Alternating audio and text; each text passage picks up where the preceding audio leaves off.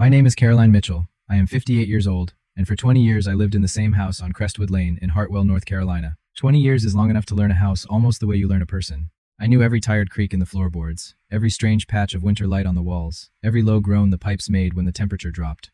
I thought I knew that house completely.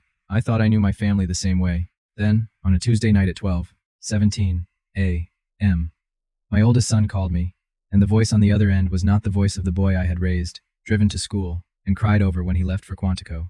It was the voice of a federal agent in the middle of an operation. He told me to listen carefully. He told me not to turn on any lights. He told me to go up to the attic right then and not say a word to Derek. 6 years before that night, Derek Calloway walked through my family's door for the first time. Hartwell was the kind of town where people still waved from their driveways, and the diner on Main Street had not changed its menu since 1987. My house sat on a half-acre lot, 2 stories, white siding, with a back porch Robert and I had built ourselves the summer Natalie turned 4. Robert died of a heart attack on a Thursday afternoon in October. He was 55. Everyone said he had been healthy, strong, the kind of man people assumed would outlast the furniture. 6 months after I buried him, Natalie brought Derek home for Sunday dinner. He was 30 then, broad-shouldered, easy smiling, with the kind of handshake that made older men nod as if they had just approved him without needing to say so. He fixed the leaking gutter that same visit. He climbed up without being asked, came down with grease on his hands, rinsed them at the outdoor spigot, and told me it was all set before anyone had given him permission to call me Mom. I remember standing by the kitchen window, watching him wash his hands, and feeling something small move through me. It was not suspicion exactly. It was more like a question that had not yet found words. I let it go. Derek proposed to Natalie 4 months later. The wedding was in April. Natalie wore Robert's mother's pearl earrings, and she cried through her vows in the happy way, the kind of crying that makes everyone smile through their own tears. I stood in the front pew and told myself my daughter had chosen well. By then, Derek had already taken over the old Morrow garage on Route 9 and incorporated Callaway Freight LLC. He hauled farm equipment, small batch goods, and regional deliveries. The work seemed modest, the paperwork looked clean, the hours appeared regular enough. He hired 3 drivers, then 5. One Christmas, while passing the mashed potatoes, he told me the business was finally finding its legs. I smiled and passed the gravy. At the far end of the table, Ethan cut his meat without looking up. He had flown in from Charlotte that morning for his first visit in 8 months, and he had not said much all evening. When Derek joked about expanding into interstate routes, Ethan's fork paused for half a second before he kept eating. I noticed it. I did not ask about it. Years later, I would wonder why Ethan had never asked Derek a single follow-up question about Callaway Freight. Not once. Not in 6 years of Sunday dinners. At the time, I told myself he was simply tired from work. For the first 2 years, Derek was exactly what a grieving mother wanted to believe in. He drove me to my cardiology appointments in Raleigh without waiting to be asked. He replaced the rotting fence posts along the side yard. Every Sunday dinner, he was the first person through the door and the last one out, always with some task to finish. A stuck drawer, a flickering bulb, a heavy box in the garage. He called me Mom every time, without hesitation and without irony. After a while, I stopped flinching when he said it. Callaway Freight kept growing. A 3rd truck appeared, then a refrigerated unit for perishable hauls, then a new contract with a regional parts distributor whose name I could not remember when Ethan asked me once, very casually, at the kitchen sink. I told him I did not know off the top of my head. He nodded and changed the subject. That was how Ethan was during those years. Present but contained, watchful in a way that could be mistaken for quiet. He asked Derek exactly the right number of questions at dinner, enough to seem polite, not enough to seem suspicious. Looking back, I understand now that this was a skill. At the time, I thought he was exhausted from the job. The first Tuesday night I remember happened in late February, about 2 years into Natalie's marriage. I was staying over at Natalie and Derek's house because Natalie had the flu, and I had gone there to help. Around 2 in the morning, I heard Derek's phone buzz in the kitchen. Then I heard the back door. Then I heard his voice, low and steady, outside in the driveway for about 20 minutes. At breakfast, he said one of his drivers had broken down outside Statesville with transmission trouble and that he had been coordinating the tow. I told him that seemed like a lot to manage at 2 in the morning. He smiled and said freight did not keep business hours. I laughed. I let it go. But freight dispatchers have on-call lines. Why was the owner taking that call himself? My son, Ethan Robert Mitchell, joined the FBI at 26 after 3 years with the Mecklenburg County Sheriff's Office. Long before that, when he was 16, he reported a classmate for cheating on the state math exam. He said he was not trying to get anyone in trouble. He said it was not fair to everyone else who had studied. His senior year, he turned down a summer internship at a firm in Charlotte after reading one paragraph about their billing practices. He was not loud about his principles. He simply decided and moved on. Ethan was not the kind of person who looked the other way. For years, I told myself the distance between him and Derek was only personality. 2 different kinds of men, both polite because they loved me. I built that explanation carefully, and I lived inside it comfortably. Then came a Sunday in October, about 3 years into Natalie's marriage. Ethan and I were washing dishes after dinner. Natalie and Derek had gone into the living room. Over the sound of running water, Ethan said something so quietly that it almost sounded like he was talking to himself. He told me that if he ever called and his voice sounded different, if he ever sounded less like my son and more like someone else, I needed to trust what he was saying before I asked why. I turned and stared at him. He was drying a glass, eyes on the dark window over the sink. I asked what on earth he meant. He set the glass down and told me he meant it. He told me to trust him first. I laughed it off and said he had been watching too many crime dramas. He smiled, and that was the end of it. That same visit, Derek mentioned that he had signed a new distribution contract with a company out of Hickory. Ethan asked for the name. Derek answered that it was something with Atlantic in it, and in the same breath, he pivoted to the football scores. 4 days after Ethan flew back to Charlotte, he called me and asked for Callaway Freight's main office number. He said he was updating his contacts. A federal agent updating his personal contacts with his brother-in-law's freight company on a Monday afternoon should have made me stop. It did not. Not then. I had more to lose than I wanted to admit. First, I had Natalie. She was 32 then and looked like me at that age, with sharp eyes, a stubborn jaw, and the kind of beauty that did not ask for compliments. After Robert died, Natalie was the reason I got out of bed. She was the reason for most things I did afterward. Second, I had $40,000 tied to Derek's business. About a year into the marriage, Derek came to me with what he called a business case. He had actual typed pages, which I later realized should have made me pause. He said he needed capital to expand the loading infrastructure at the Route 9 facility. Banks were slow, he said. He would pay it back within 3 years with interest. Natalie sat beside him with her hands folded and told me it was a good investment.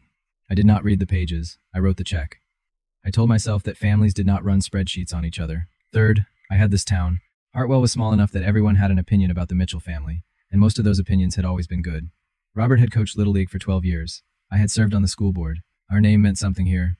That mattered to me, probably more than I should have allowed it to. My neighbor, Ruth Perkins, had lived next door for 19 years.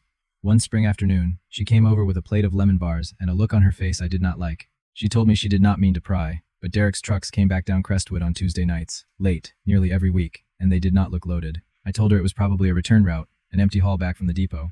Ruth nodded slowly and said she supposed that could be true. She did not look convinced. Neither was I, but I still did not know what I was afraid of finding. By the 4th year, Sunday dinners had changed. Natalie still came. She still set the table, asked about my garden, and laughed at the right moments. But she stopped bringing her own purse. She stopped talking about the friends she had known from teaching, women like Dana and Priya, women she had met for brunch every other Saturday for 6 years. When I asked about them, she said she had been busy and moved the conversation somewhere else. The first concrete thing I noticed was money.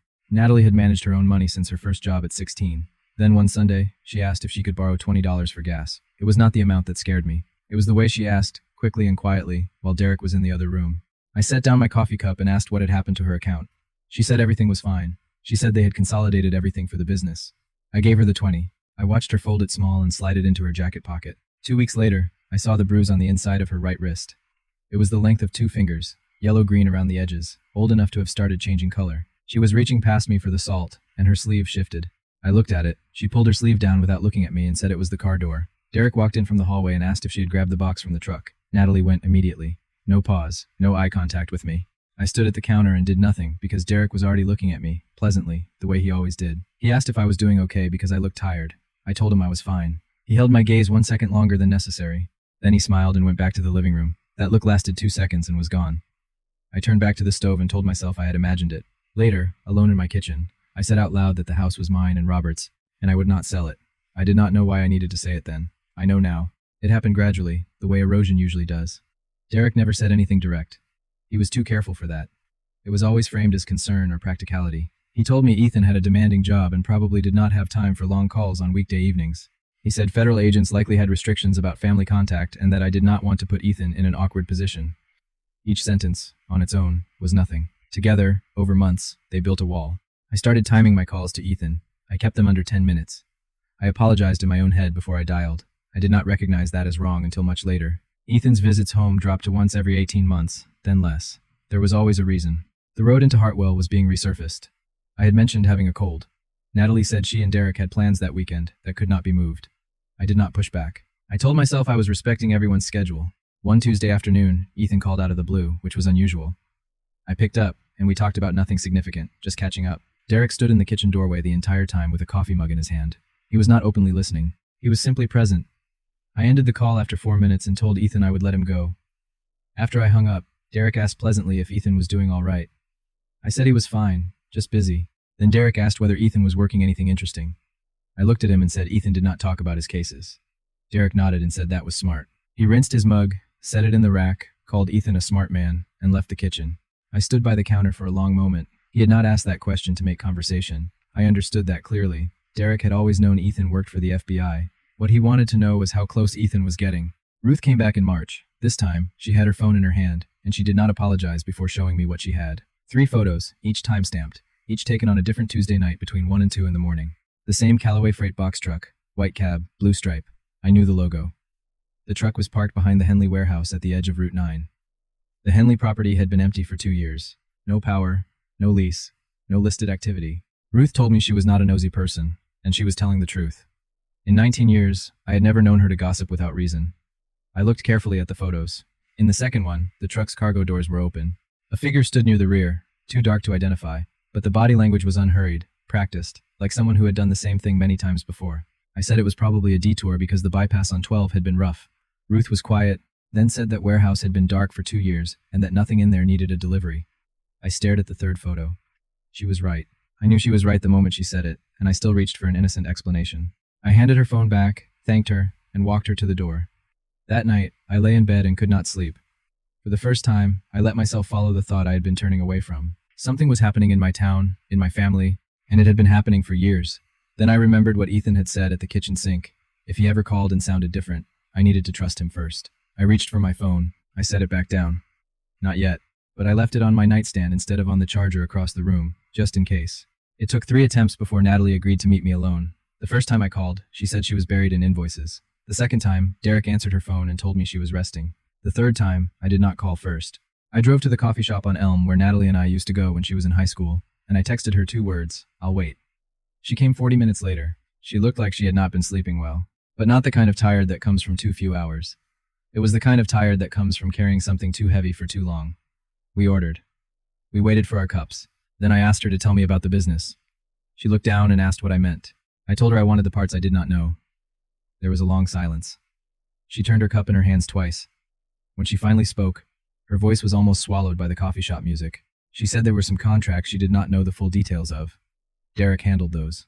He called them strategic partnerships. He told her it was only a different kind of logistics arrangement and that she did not need to understand the specifics. I kept my voice even and asked whether the money came from somewhere clean.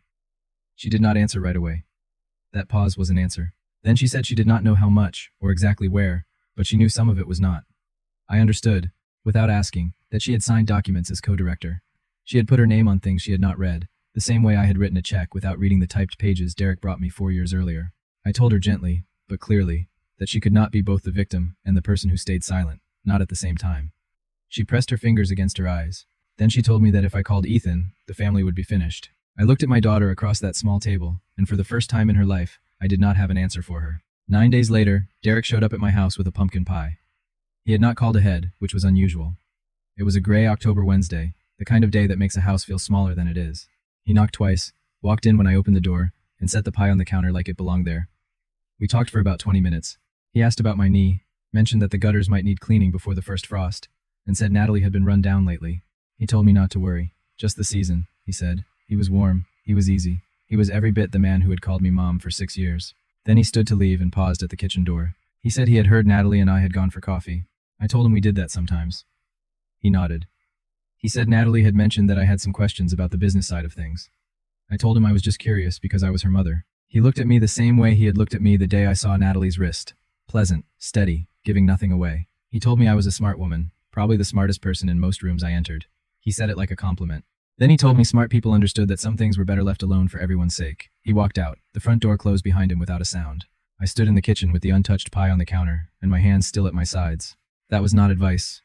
It was a line drawn in my own kitchen, in my own house, on a Wednesday afternoon, with a pumpkin pie as the prop. I called Ethan that evening. He picked up after one ring. His voice was tight. He told me to act normal. He told me not to change anything. He said he would call me when it was time. Then the line went dead. It was the first time in my life my son hung up on me, and I understood exactly why. 10 days later, the account was gone. Not closed. My name still appeared as a joint holder, but my access had been revoked. The banking app showed the account with Natalie's name and a padlock icon I had never seen before. When I called the bank, the representative was polite and matter-of-fact. An authorization change had been filed 3 days earlier by Natalie Mitchell Calloway, adjusting the access permissions. Everything was in order. I called Natalie. She said Derek had asked her to simplify the household accounts. She said it as though she was reading from a card. I did not argue. I hung up and sat at the kitchen table for a long time. That evening, around 10:30, I heard the engine, a Callaway freight truck. By then, I knew the sound of those trucks. It moved slowly down Crestwood Lane, slower than ordinary traffic. The headlights swept across my ceiling and kept going. I sat in the dark and did not move until it was quiet again. Derek was clearing things out. I did not know the details yet, but I recognized the shape of it. It felt like recognizing a storm before it breaks, something changing in the pressure of the air. Derek was preparing for something, and he wanted my name removed from anywhere it touched his. I went upstairs and pulled Robert's fireproof box from the closet shelf. Inside were the house deed, the mortgage papers, the insurance documents, and the original promissory note from when we refinanced in 2009. I sat on the edge of the bed and read everything twice. My name was still on this house, fully and legally. I put the documents back and sat in the dark. That night, I slept with my phone on the pillow beside me, and I prayed. Not for everything to be fine. I had stopped believing it would be. I prayed for Ethan to call before anything else moved. The call came at 12:17 on a Tuesday. I was in bed, but I was not asleep. I had not slept through the night in 2 weeks. My phone lit up on the pillow with Ethan's name, and I answered before the second ring. His voice was low and flat, not a voice I recognized from any ordinary version of my son. He told me to turn off my bedside lamp immediately and not turn it back on. I started to ask what was happening, but he said there was no time. He told me to get my phone, go up to the attic, use the back stairs, and not turn on any lights. I said his name. He told me not to text Natalie, not to call Derek, and not to open the front door for any reason. Then he paused, and when he spoke again, there was something in his voice that left no room for hesitation. He told me he meant right now. I got out of bed. I knew that house well enough to move through it in the dark. I knew the third step on the back staircase that creaked. I knew the linen closet door had to be lifted slightly before it would open. I knew the attic hatch cord swung 2 inches to the left of where people expected it to be. I had lived there 20 years. I climbed in the dark by memory, my phone pressed against my chest, not using the screen light. The attic smelled the way it always had, old wood, cardboard boxes, and the faint trace of cedar from the chest my mother left me. I pulled the hatch up behind me and sat on the plank floor in complete darkness. Through the small gable vent at the far end, a thin bar of light crossed the ceiling at an angle I did not recognize. It was not streetlight. It was too white, too focused, and there was more than one source. Ethan came back on the line and asked if I was up. I whispered, yes. He told me to stay flat and not move near the windows. Then I heard it, not from outside the vent, from somewhere below and to the left, through the planks of the floor. A voice, a woman's voice, Natalie's voice. She was already in my house. I flattened myself against the attic floor and found the gap, a quarter-inch space between 2 warped planks directly above the narrow hallway between the kitchen and the front door. Through it, in the slant of headlights from outside, I could see a thin strip of my own entryway. Ethan's voice came through my phone. He told me a Callaway freight truck was on Crestwood, and Derek was heading to my address. He said Derek did not know agents had already moved on the primary location. He told me to stay down. Headlights swept across the living room wall below me. The engine stopped. A car door opened. Derek's footsteps came up the front walk. I knew that pace. I had heard it on 100 Sunday afternoons. He knocked twice, his usual rhythm. Then I heard him call for me in that quiet, measured voice. He said he needed 5 minutes. I lay on the floor of my attic and did not breathe. Then, from outside and to the right, I heard tires on gravel. More than one vehicle rolled in without urgency, as if the approach had been planned down to the second. Another set of headlights cut across the house. Derek's footsteps stopped. A voice outside was clear and immediate, identifying federal agents and ordering him to keep his hands visible and step away from the door. For one beat, there was silence. Then I heard Derek say Natalie's name once, and I had never heard him sound like that. Not smooth, not warm, not practiced, raw, cornered.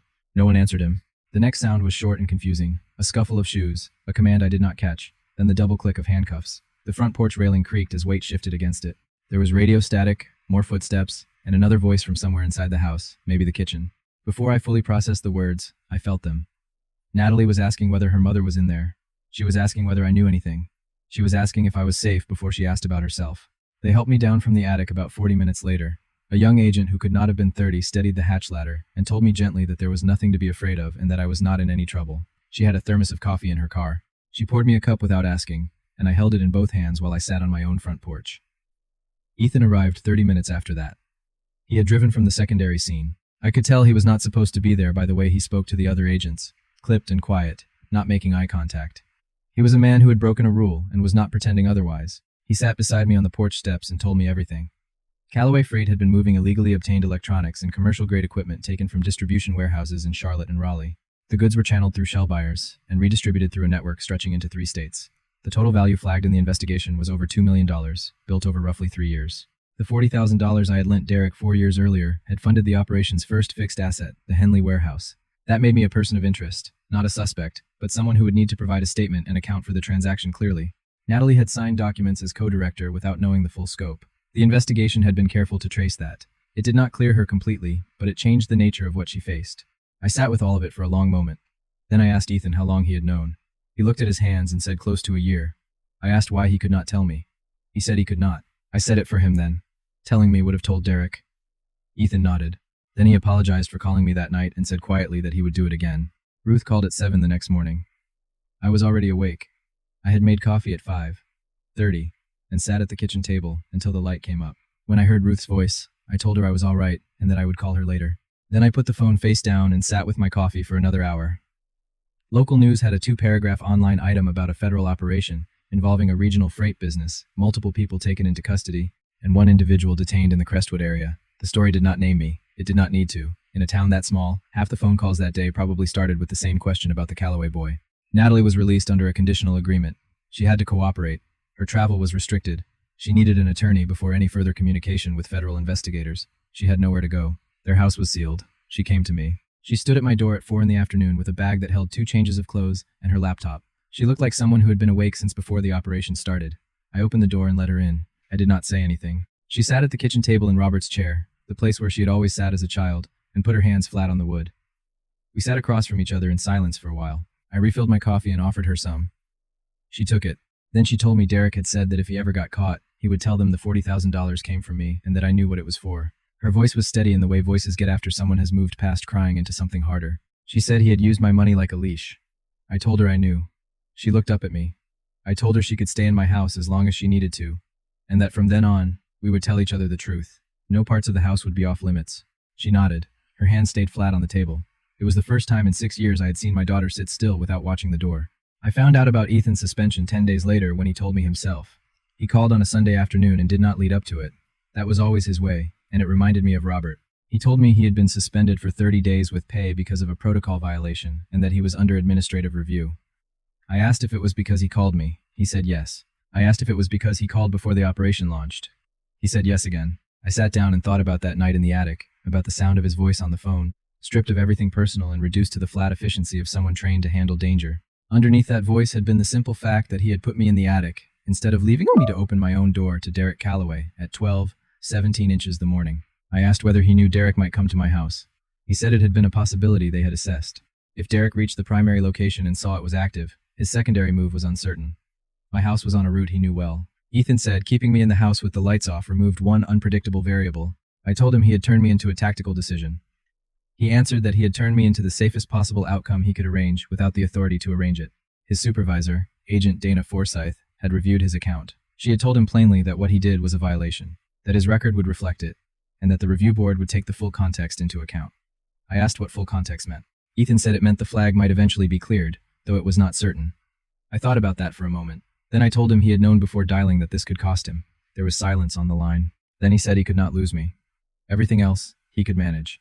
I gave my statement to Agent Forsyth on a Thursday morning, 3 weeks after the operation. The FBI field office in Greensboro was a building I had driven past dozens of times on the way to the furniture district without ever thinking about what happened inside. The waiting area had fluorescent lights, sealed windows, and chairs in a color that seemed to have no name. I brought all of Robert's paperwork, the original check ledger, my bank statements, and the note I had written myself the day I gave Derek the money. Even then, some part of me must have wanted a record. I handed everything to Agent Forsyth, and she reviewed it for about 20 minutes. Then she told me what I already knew. I was not a target of the investigation. The $40,000 had been traced forward and back, and nothing in the trail showed that I knew how it would be used. I thanked her and stood to go. The hallway was narrow, and at that exact moment, it was occupied. An agent I did not know was walking Derek from one room to another. I did not know why. He was in street clothes, without handcuffs.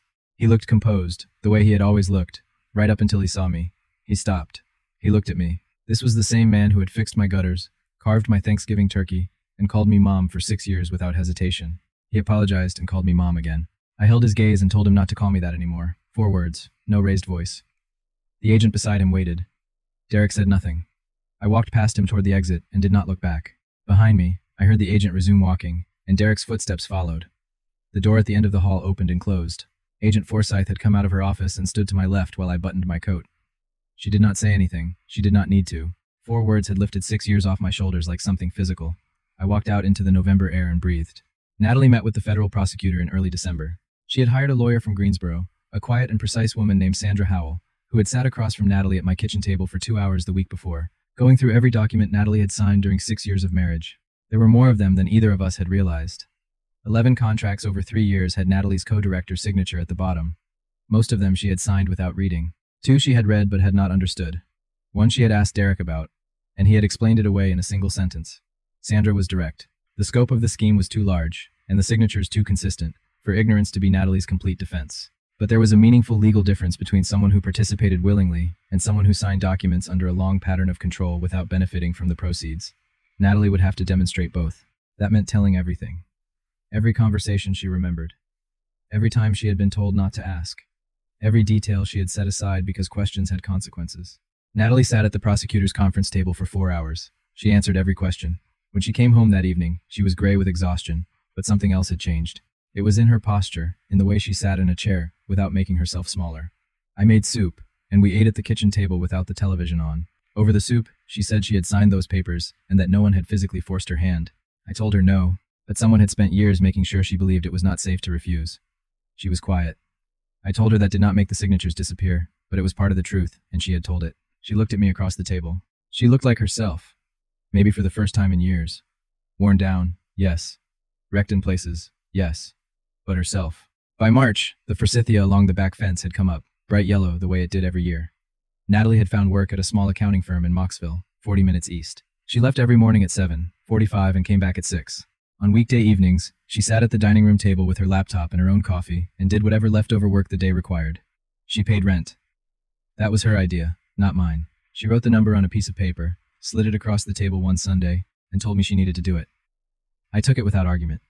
She filed the divorce papers in February. Derek's attorney contested the terms for about 3 weeks and then stopped. There was nothing left to contest. Callaway Freight LLC was dissolved by court order in January. The vehicles, the equipment, the Route 9 facility, all of it was liquidated as part of the asset forfeiture. The Henley warehouse was listed for public auction. Ruth came over every Saturday morning. We drank coffee on the back porch and talked, or did not talk, while we watched the yard, do whatever the yard was doing. She never brought up that night directly. She did not need to. She was simply there, which was what she had always been. Ethan came home for a long weekend in late February. He slept in his old room. He sat at breakfast with Natalie and me, ate eggs, and did not make the moment bigger than it needed to be. That was exactly right. The chair at the end of the table, the one that had always been Robert's, was empty. The other 3 were full.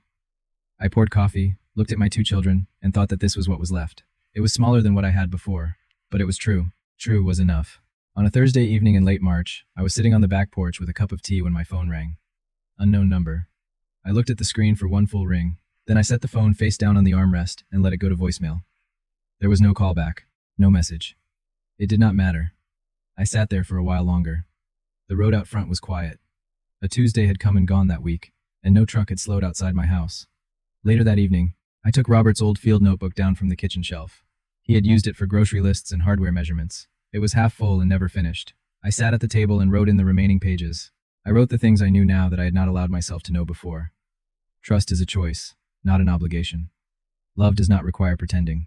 Silence dressed as loyalty is only fear in a better coat. I closed the notebook. Ethan called the following Sunday, the good kind of call, the real kind, the kind where we talked for 40 minutes about nothing important. Somewhere in the middle of it, without fanfare, he mentioned that Agent Forsyth had filed a supplemental report stating that his action on the night of the operation had likely prevented a civilian danger scenario. The administrative flag on his record had been cleared. I asked if he was all right. He said he was. I held the phone and looked out the window at the forsythia. Some nights, I still lie awake and remember the attic, the old wood, the dark, the sound of my own breathing. I do not mind it now. It was the same house it had always been. I just finally saw all of it. I climbed up once. I got down. That is the only story there is.